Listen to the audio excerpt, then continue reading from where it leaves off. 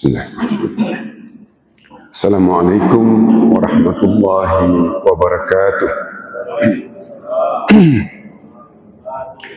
Alhamdulillah alladzi arsala rasulahu bil huda wa dinil haqq liyudhhirahu 'ala ad-dini kullih wa kafa billahi shahida. Asyhadu an la ilaha illallah wahdahu la syarika lah wa asyhadu anna Muhammadan abduhu wa rasuluh la nabiyya ba'dah. Allahumma salli wa sallim ala Muhammad wa ala alihi wa sahbihi ajma'in.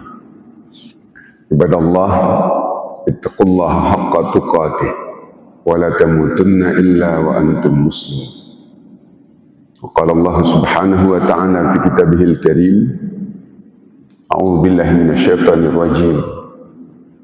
فأما من طغى وأثر الحياة الدنيا فإن الجحيم هي المأوى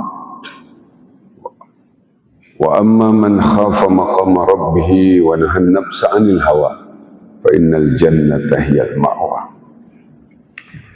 Majelis salat subuh yang dirahmati Allah Subhanahu wa taala, para pendengar radio Republik Indonesia Takengon dimanapun saudara berada yang kami muliakan. Majelis yang dirahmati Allah, kalau mau disederhanakan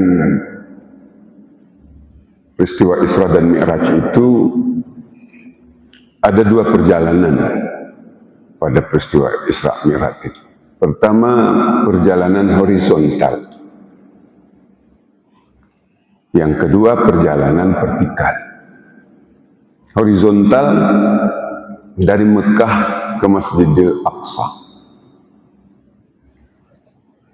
Vertikal dari Masjidil Aqsa ke Sidratil Muntaha. Itu kalau kita mau sederhanakan. Karena kemarin ketika kita mendengar ceramah dari Ustadz Yusanto beberapa waktu yang lalu, secara ilmu pengetahuan ini belum bisa dicapai. Karena kekuatan perjalanan, kecepatan perjalanan baginda Rasul itu tidak bisa diukur dengan teori relativitas Albert Einstein. Itu sudah dibuktikan oleh peneliti, terutama sekali peneliti kita di Indonesia. Seperti yang beliau sampaikan dulu oleh Profesor Agus Purwanto, Profesor Teori Fisika di Institut Teknologi Surabaya. Jadi dua perjalanan Isra dan Mi'raj itu menggambarkan tujuan hidup seorang muslim. Seorang muslim tidak ada tujuan hidupnya kecuali yang dua. Pertama horizontal, yang kedua vertikal. Kita mulai misalnya dari vertikal. Tujuan hidup vertikal itu adalah meridai Allah atau mencari keridaan Allah. Wa minan nasi may yashri nafsahu ibtigha'a mardatillah. Jadi meridai Allah dalam setiap perintah dan larangannya. Dalam setiap keadaan yang Allah itu buat, Allah itu izinkan dalam kehidupan kita. Banyak sekali sisi kehidupan kita, karena kita tidak pernah terlepas dari kuasa Allah itu. La haula wa la quwwata illa billahil aliyyil azim. Tidak bisa terlepas. Karena semua yang ada di permukaan bumi ini, semua dalam tata kelola Allah Subhanahu wa ta'ala. Meridai Allah dengan seluruh tatanan, aturan yang Allah berikan kepada kita. Saat subuh seperti ini, meridai Allah. Kita hadir, mengapa hadir berjamaah? Meridai Allah. Mengapa hadir berjamaah? Karena bersilaturahim dengan jamaah, meridai Allah. Tidak ada yang kita lakukan kecuali meridai Allah. Karena itu dalam wujud meridai Allah itu di dalam setiap ibadah kita, amal saleh kita itu dimulai dengan niat. Itu maknanya kita meridai Allah. Innamal a'malu binniyah, kata Nabi. Wa innama likulli imri'in ma nawa. Faman kanat hijratuhu ila Allah wa rasulih, fa hijratuhu ila Allah wa rasulih. Di apapun yang kita perbuat, yang kita ucapkan, yang kita kerjakan, itu semestinya bagi seorang muslim tidak ada lain itu kecuali karena Allah. Tidak ada karena yang lain. Sebab jika karena yang lain, itu pasti musyrik. Ya, itu pasti musyrik. Karena Allah menyebutkan di dalam aktivitas ibadah kita, itu tidak boleh ada tujuan lain kecuali karena Allah. Wa man kana yarju liqa'a rabbih falyamal amalan salihan wa la yusyrik bi ibadati rabbih ahada. Orang siapa yang ingin bertemu dengan Tuhannya, maka hendaklah dia melakukan amal salih. Dan dalam amal salih itu, wala yusyrik, jangan disyarikatkan sesuatu selain Allah. Jadi aktivitas kita semua itu karena Allah. Tidak ada yang dipilahkan, ini salat misalnya, itu baru karena Allah. Oh, ini aktivitas di luar pemerintahan, politik, ini bukan karena Allah. Nah, di situ keliru, itu berarti musyrik. Sesuatu yang tidak karena Allah, itu berarti karena yang lain. Jika karena yang lain itu berarti dalam kebajikan yang kita lakukan, itu disertai dengan tandingan yang lain selain Allah Subhanahu wa Ta'ala. Majelis yang minta Allah Subhanahu wa Ta'ala. Jadi itu tujuan hidup muslim yang pertama, meridai Allah. Allah beri kita rezeki yang banyak, meridai Allah. Betapapun usaha kita sudah begitu serius dan kuat, tetapi rezeki kita kurang. Nikmat karunia yang kita harapkan tidak tercapai. Meridai Allah. Itu yang Allah berikan kepada kita. Alhamdulillah ala kulli halin wa fi kulli hal. Majelis minta Allah Subhanahu wa Ta'ala. Aktivitas kita banyak sekali. Profesi kita cukup luas. Nah, pastikan bahwa dalam seluruh profesi dan aktivitas kita itu, bahwa kita berjalan bersama Allah Subhanahu wa Ta'ala. Karena itu penyerahan yang diminta, dan itu sering kita ucap di masjid ini oleh Allah kepada Muhammad itu adalah Qul inna salati wa nusuki wa mahyaya wa mamati lillahi rabbil alamin.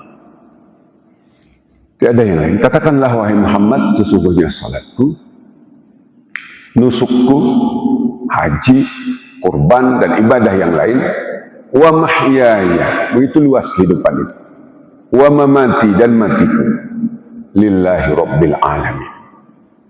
Tujuan hidup muslim, kalau kita lihat dari peristiwa Isra Mi'raj ini adalah tujuan hidup vertikal, meridai Allah Subhanahu wa Ta'ala.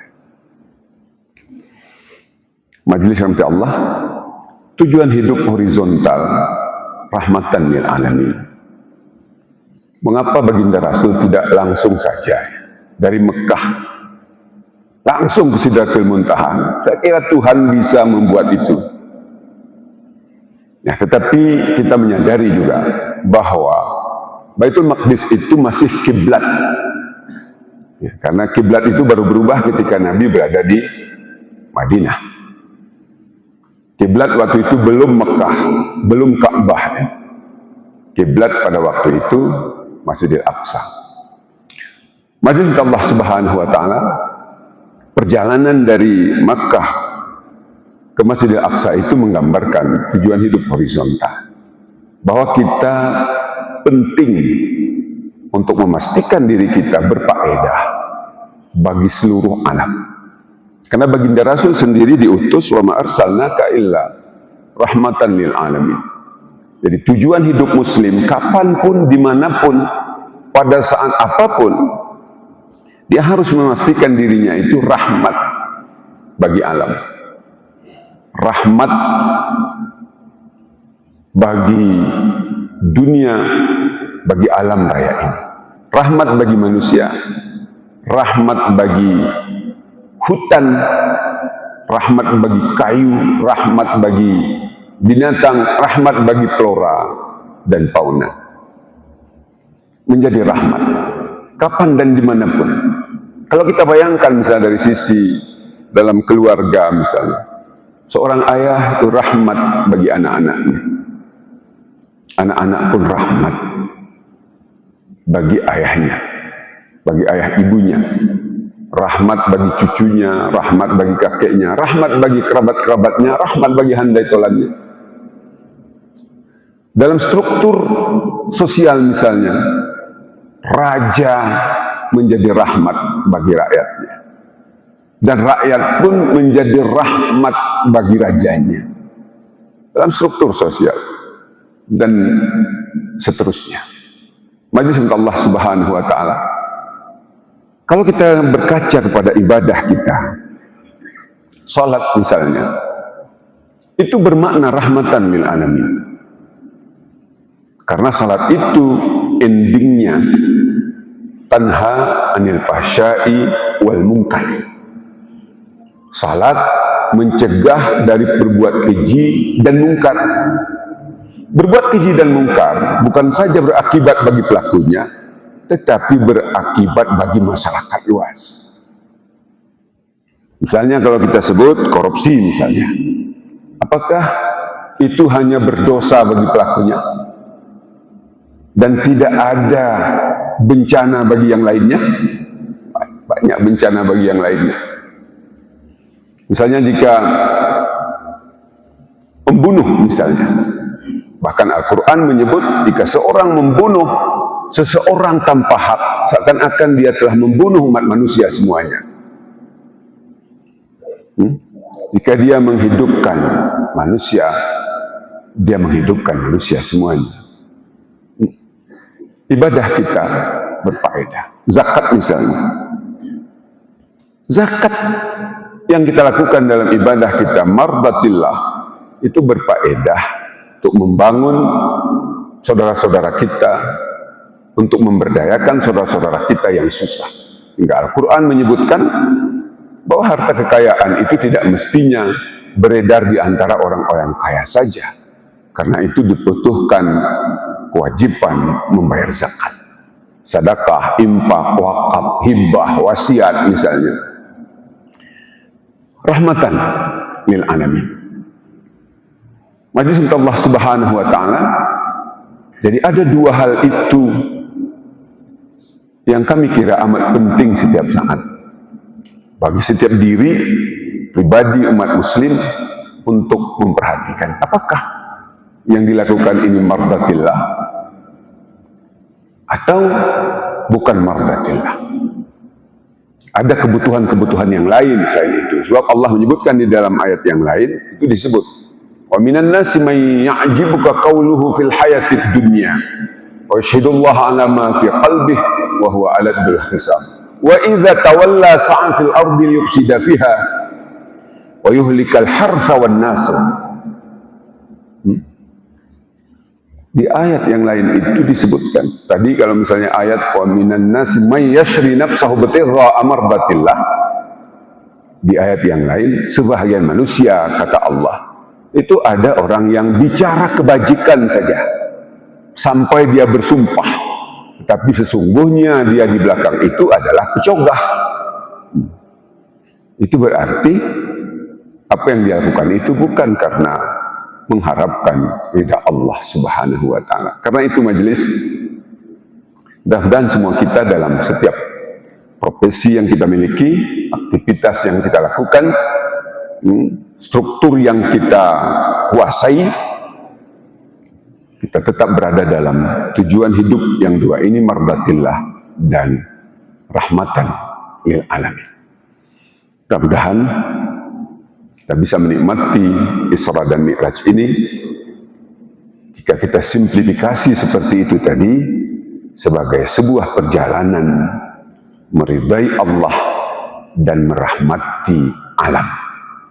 Mudah-mudahan kita selalu kuat, selalu sehat, untuk memastikan tujuan hidup muslim itu dengan baik di tengah kehidupan masyarakat dan dalam situasi apapun, lebih-lebih saat ini kita sedang dalam masa pemulihan bencana.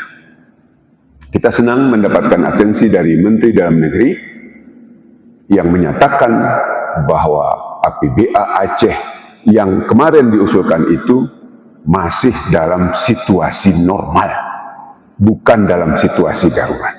Jadi mudah-mudahan pemerintah Aceh mendengarnya. Kenapa? Karena gubernur itu raja dan dia perlu berpikir untuk menjadi rahmatan lil alamin. Begitu juga petinggi-petinggi yang lain, kita berharap bahwa kebijakan di tahun 2026 ini bermuara pada semangat untuk rekonstruksi dan rehabilitasi, bukan dalam keadaan bersenang-senang. Mendagri menyatakan bahwa ada hampir 1,5 triliun APBA Aceh untuk bersenang-senang, perjalanan dinas, makan-makan, dan hal-hal yang tidak perlu lainnya, terutama sekali dalam situasi darurat seperti saat ini. Majelis Allah Subhanahu wa Ta'ala, karena itu semua komponen, ya, semua institusi, semua jabatan, semua struktur di tengah masyarakat kita, mari kita pastikan kita berjalan dengan tujuan hidup kita sebagai seorang muslim, mardatillah dan rahmatan lil alamin. Berizin dan kutiru maaf, billahi taufiq wa hidayah. Assalamualaikum warahmatullahi wabarakatuh.